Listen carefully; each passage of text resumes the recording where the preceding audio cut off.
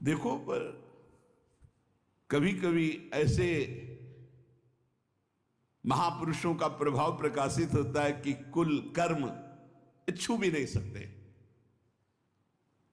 सदन जी जैसे स्वर्ण कसौटी पे कसा जाए तो खरा निकले, ऐसे खरे महाभागवत थे। उनके हृदय में एक बार कुछ रिश्ते नातेदार आए, बच्चे ही थे, तो पिता एक छोटा बछड़ा लाए थे। वहां तो कटते ही रहते थे। पिता ने कहा कि ज्यादा तो इसमें मांस नहीं, इसकी टांगों में मांस है, पहले तो फिर अपने अतिथि का स्वागत करते हैं।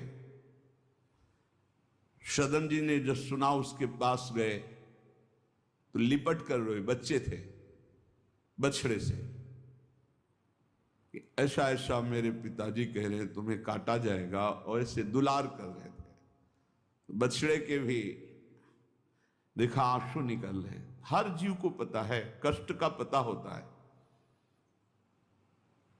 तो उसने कहा एक भागवती महापुरुष का जीवन बदलना है, इसलिए मानो बछड़े ने कहा कि तुम अपने पिताजी से कह दो, उचित तो यह है कि पहले मेरी गर्दन काटे।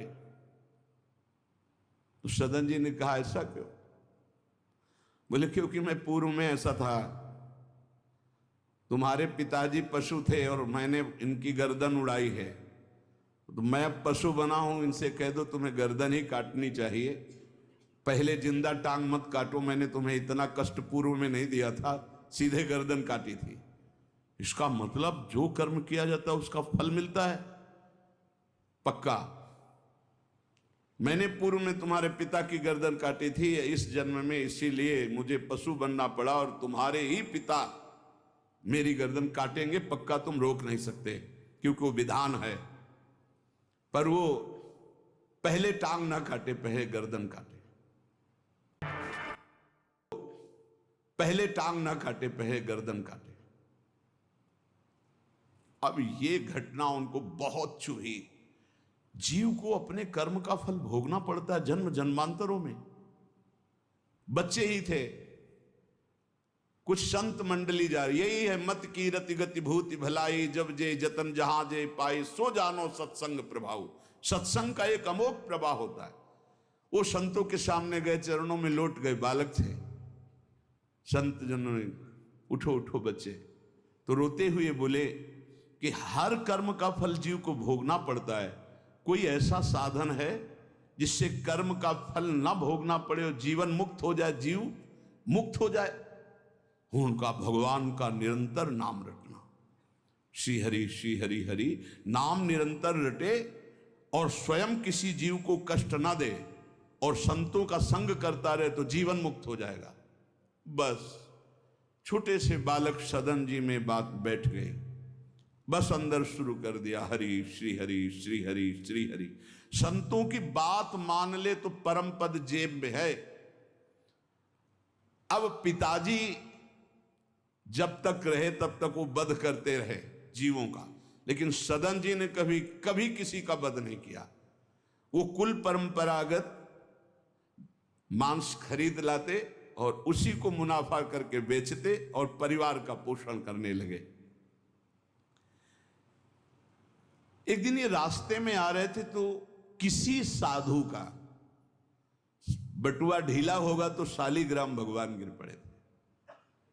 इन्होंने उठाया कि अच्छा चमकता हुआ कोई पत्थर है, तो शालिग्राम भगवान को लाए, तो उन्होंने अंदाज में कि आधा 1 किलो के वजन का काम तो करेंगे, तराजू में रख दिया।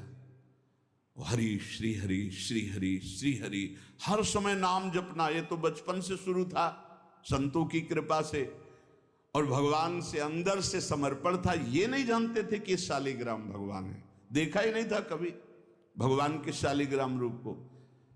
अब जैसे कोई कहता कि 5 किलो दो तो 5 किलो शालिग्राम बन जाते, 2 किलो तो 2 किलो दो। अब तो बहुत बढ़िया काम की बाट बदलने की जरूरत नहीं, एक ही बाट में जितना मांगो उतना दे देंगे और ठीक वजन उतना ही होता, कभी किसी को संशय नहीं हुआ। एक दिन वो संत समागम करते ही थे तो एक संत भगवान आए। कोई इनके यहां ये भेद नहीं मानता था कि ये अमुक कुल की, क्योंकि इतने महाभागवत थे। संतों के चरणामृत लेना, उनके पास बैठकर सत्संग करना, तो संत जन इनके यहाँ आकर के बैठते थे, इनके यहाँ आकर के थोड़ी देर भगवत चर्चा, बड़े उच्च कोटि के भाव सदन जी के प्रकाशित थे। तो एक संत भगवान ने देखा कि ये तो बड़े सिद्ध शालिग्राम है, इनमें तो चक्र का चिन्ह भी है और ये इससे मांस तोलते हैं। अश्रुपात होने लगे संत जी के कि ऐसा अनर्थ करते हो तुम, भगवान के भक्त हो। संत जी ने सदन जी से बताया कि ये जानते हो तुम्हारे बांट नहीं है, स्वयं शालिग्राम भगवान है, और इतना घृणित कार्य कि तुम इनसे एक तरफ मांस और एक तरफ शालिग्राम, बड़ी बड़ी उनको व्यथा हुई। सदन जी ने कहा मुझे कुछ पता नहीं, मैं नहीं जानता, मेरे लिए तो ये बहुत सिद्ध बांट है, मैं जितना ग्राहक मांगता है उतना ही, आधा किलो तो आधा किलो, 5 किलो तो 5 किलो बन जाते हैं। आप देखो अपने कुल कर्म को कर रहे हैं और नाम जप कर रहे हैं और संतों की कृपा है। तो देखो अचानक रास्ते में भगवान शालिग्राम जी मिले थे। उन्होंने कहा अगर ये भगवान है तो आप ले लो, हम तो सेवा पूजा कुछ जानते नहीं, आप इनको ले जाओ। संत जी ले गए और देखो ये हृदय में बैठा लीजिए, संत मिले मतलब आखिरी जन्म हमारा है। विश्वास अगर कर ले, पक्का समझ लीजिए ये तुम्हारा विश्वास काम करेगा। निमज्जोन्मज्जताम घोरे भवाब्धौ परमायनम संतो ब्रह्मविदा शांता निर्दडे वापसु मज्जताम। इस घोर संसार सागर में जो हम डूब रहे हैं, तो भगवान भेजते हैं ब्रह्मवेत्ता संत महापुरुष का समागम, और जहां संत मिले तो आखिरी जन्म समझो इस संसार समुद्र से पार होने के लिए सुदृढ़ नौका संत समागम है। भव सागर कहाँ नाव, शुद्ध संतन के चरण,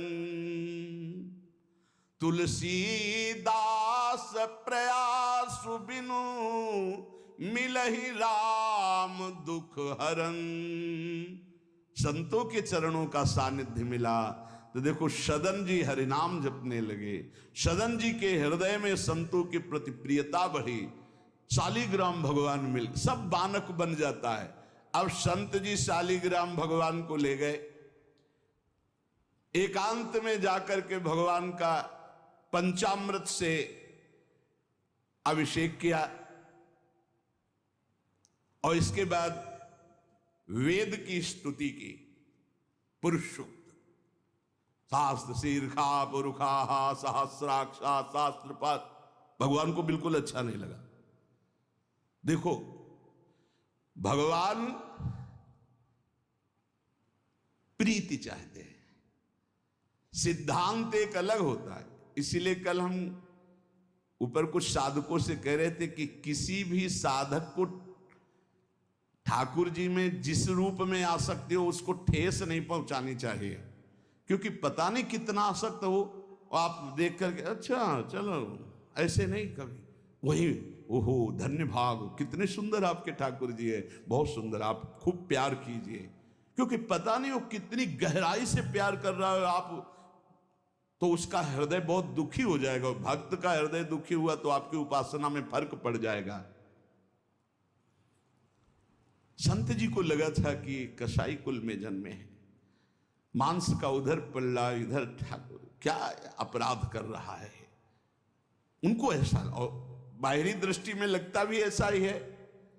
तो कहा भयो जो पे बड़े कुलहू में जन्म भयो, जप तप नेम व्रत साधन अपार है। कहा भयो तीर्थ अनेकन गमन किए, गयो नहीं जौलो निज मन को विकार है। जौलो मेरे संतन में राखे जाति भेद सदा, तौलो कहो कैसे वह पावे सुख सार है। मेरे साधु नीच पद पंकज ना धोयो, जौलो सब शास्त्रन को पढ़िबोई भार है। जरा भी भाव किसी भी संत जो भगवत मार्ग के प्रतीक है, जाति पक्ष में रूप पक्ष में इनके तेज तो है नहीं, ये तो ऐसे बिल्कुल नहीं, सावधान। पता नहीं कौन किस कोटि का, उच्च कोटि का महापुरुष आपका चिन्ह। उन संत बहुत अच्छे संत थे, पर उनके मन में बात आ गई कि जाति के तो कसाई ही, काम तो नीचे ही है, मांस। देखो नहीं जाना भगवान की महिमा, हम समझ रहे थे उच्च कोटि के, और वो बहुत उच्च कोटि के महापुरुष सदन जी, निरंतर नाम जप। और एक खास बात थी सदन जी में, दैन्यता, कि मैं तो किसी योग्य नहीं, और उनको पता भी नहीं था कि शालिग्राम भगवान हैं। तो लेके आयो साधु, मैं तो बड़ो अपराध कियो अभिषेक, सेवा करी पे न भाई है। ये तो प्रभु रीझे तो पे जोई, चाहो सोई करो गरो भरी आयो, सुनिमति बिसराई है। तेई हरि उरधारी डारी दियो कुलाचार, चले जगन्नाथ देव चाह उपजाई है। मिलो एक संग संग जात वे सुगात, सब तब आप दूर दूर रहे जा। संत जी ने बड़ा अभिषेक किया, वेद स्तुति की, भगवान को भोग लगाया, बड़ी प्रसन्नता से उच्च सिंहासन पर विराजमान किया। भगवान उसी समय आकाशवाणी हुई, ए साधु, मुझे ये तुम्हारी वेद स्तुति बिल्कुल पसंद नहीं, तुम्हारा ये पंचामृत स्नान भोग, ये सब तुम मेरे भक्त पर नीच बुद्धि करके मुझे लाए हो ना। ये मुझे तुम क्या समझते हो, वेद मेरी श्वासों से ही तो प्रकट हुए हैं। वेद क्या है? भगवान की श्वासों से वेद का प्रादुर्भाव हुआ। सो हरि पढ़े ये अचरज भारी, चारों वेद भगवान के श्वासों से प्रकट हुए। जाकी श्वास वेद श्रुतिचारी, जिनकी श्वासों से चारों वेदों का प्रादुर्भाव हुआ।